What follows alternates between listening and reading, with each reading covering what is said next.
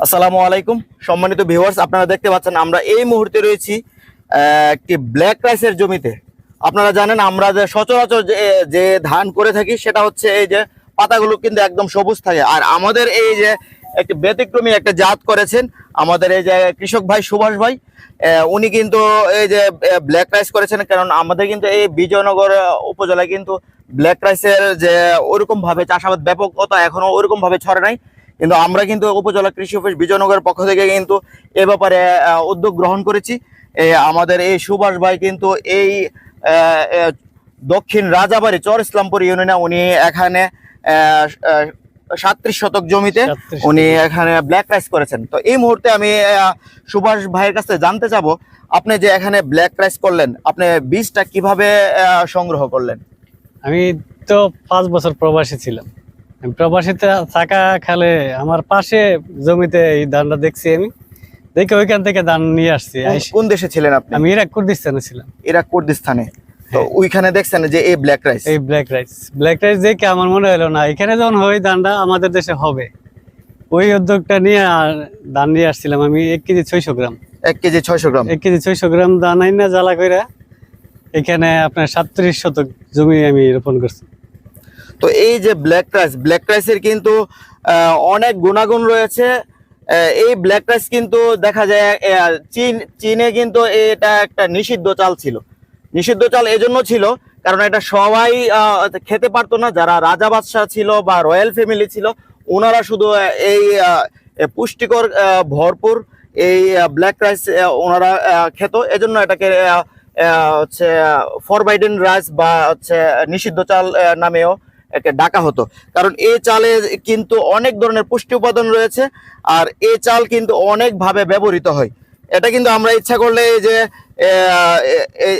আমরা পায়েস রান্না করতে, ফিরনি রান্না করতে, তাছাড়া বিভিন্ন ধরনের আহ, ইয়া ইয়া করতে কিন্তু আমাদের এই ব্ল্যাক রাইস ব্যবহৃত হয়। আর যারা হার্টের রোগী রয়েছেন, ডায়াবেটিস রোগী রয়েছেন, তাদের জন্য উচ্চ ও রক্তচাপে যারা ভুগতেছেন তাদের জন্য কিন্তু এই চালটা খুবই উপকারী। এজন্য আমরা এই মুহূর্তে আপনি একটু আসেন, জমিটাকে একটু দেখেন। এখন বর্তমানে কিন্তু আমাদের যে এই যে আপনারা দেখিয়ে বুঝতে পারতেছেন, এই যে আমাদের ধান কিন্তু একদম কালো কলিজা কালারের মতো দেখা যাচ্ছে। এবং আমাদের এই ধানের কিন্তু জীবনকাল কম হওয়ার কারণে যদিও ফলন কিছুটা কম পাওয়া যাবে, তারপরেও কিন্তু কৃষক লাভবান হবে। এই জন্য কারণ অন্যান্য যে আমাদের ধান রয়েছে ওই ধানের চাইতে কিন্তু এই ধানটা একটু ব্যতিক্রম হওয়াতে মার্কেটে এটার একটা ভালো একটা চাহিদা রয়েছে। সম্মানিত ভিউয়ার্স, এই অত্র ইউনিয়নের সম্মানিত উপসহকারী কৃষি কর্মকর্তা আমার সহকর্মী জনাব আজিজুর রহমান ভাই এই ইউনিয়নের বিভিন্ন কৃষি বিষয়ক পরামর্শ এই কৃষক ভাইদেরকে দিয়ে থাকেন। তো এই মুহূর্তে আমি আজিজ ভাইয়ের কাছে জানতে চাবো, আপনি যে এই এলাকায় যে আপনার এখানে ব্ল্যাক রাইস হলো, আপনার এই বিষয়ে আপনি কি পদক্ষেপ নিয়েছেন বা এই ব্ল্যাক রাইস এক্সটেনশনে কি ভূমিকা রয়েছে আমাদের? হ্যাঁ, ধন্যবাদ শফিল সাহেবকে। আমাদের উদ্যোক্তা উনি যখন ব্ল্যাক রাইসটা নিয়ে আসলেন তখন থেকে মোটামুটি চাষাবাদ সংক্রান্ত সার্বিক তত্ত্বাবধানে আমি ছিলাম। উপজেলা কৃষি অফিস থেকে ওনাকে পরামর্শ দেওয়া হয়েছে।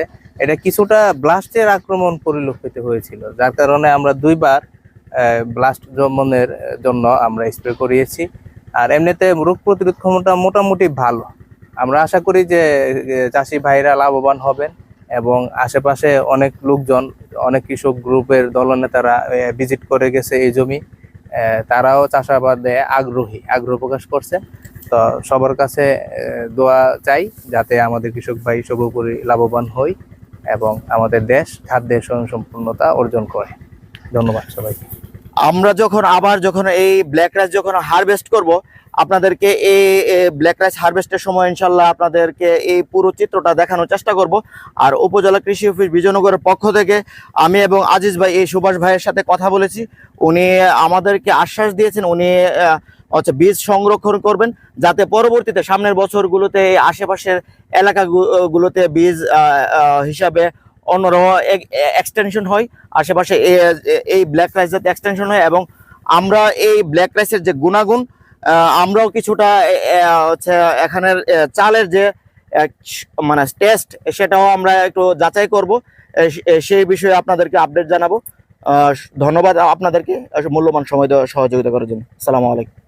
সম্মানিত ভিউয়ার্স, আপনারা দেখতে পাচ্ছেন আমরা কিন্তু এই মুহূর্তে ব্ল্যাক রাইস এর জমি হারভেস্ট করে আমরা এখানে এই যে আপনারা দেখতে পাচ্ছেন এই যে আমাদের ব্ল্যাক রাইস আমরা কিন্তু হারভেস্ট করেছি। হারভেস্ট করা ফসল কিন্তু এই মুহূর্তে আমাদের আপনাদের সামনে উপস্থাপন করেছি।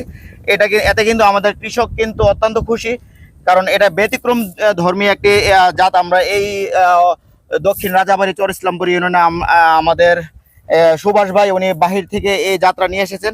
আমরা উপজেলা কৃষি অফিসের থেকে আমরা সার্বিকভাবে টেকনোলজি যেগুলো রয়েছে মাঠে এগুলো আমরা ওনাকে আমরা পরামর্শ দিয়েছি। এখানে আমাদের সহকর্মী আজিজুর রহমান ভাই রয়েছেন, ওনার পরামর্শ মোতাবেক উনি কিন্তু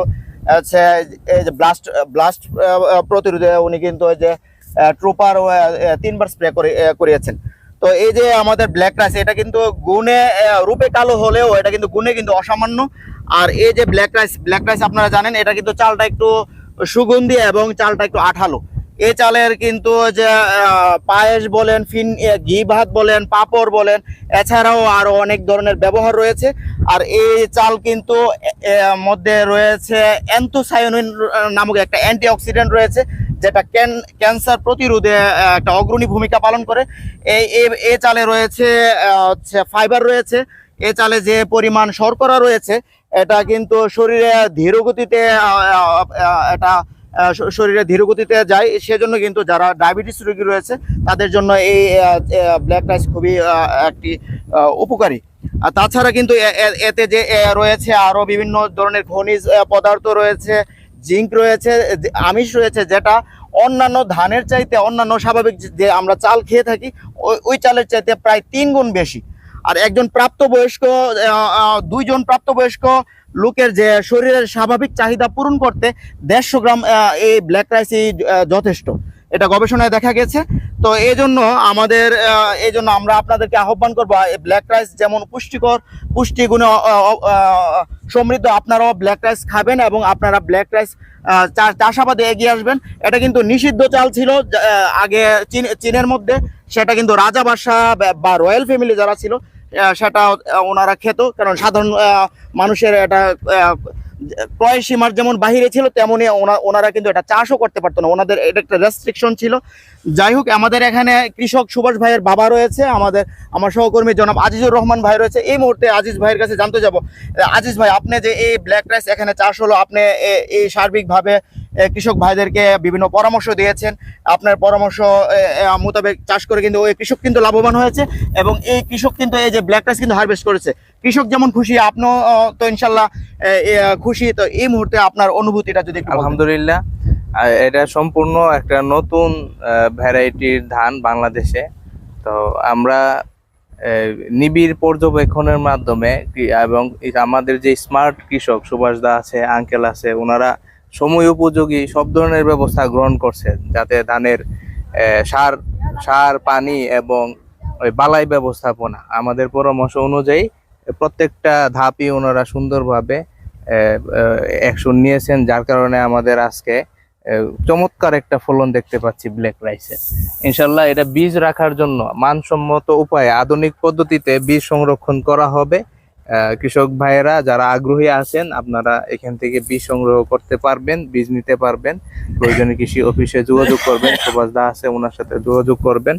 আর এটার মোটামুটি সমাজে এখন এটা অনেকটাই প্রচলিত। এর পুষ্টিগুণ সম্পর্কে সফুল স্যার যেটা বললেন যে আসলে এরকম আমাদের কিছু ট্রেডিশনাল ফুড আছে যেগুলো আমাদের শুধু ধান কেন অন্যান্য অপ্রচলিত ফসল আছে ওইগুলো আমাদের চাষ করা দরকার।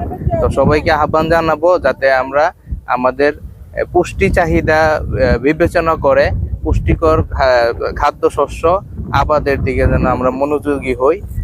পাশাপাশি ব্ল্যাক রাইস আছে, জিঙ্ক সমৃদ্ধ কিছু ধান আছে যেগুলা খেলে আমাদের পুষ্টি চাহিদা পূরণ হবে।